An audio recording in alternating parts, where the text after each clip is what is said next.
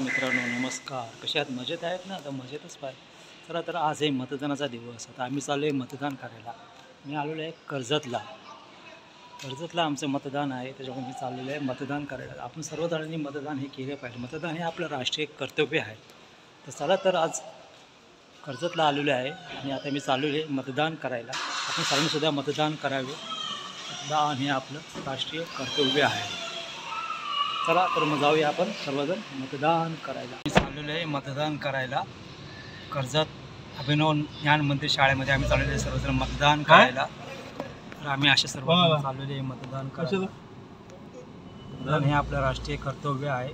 सर्वजणांनी मतदान अवश्य करावं.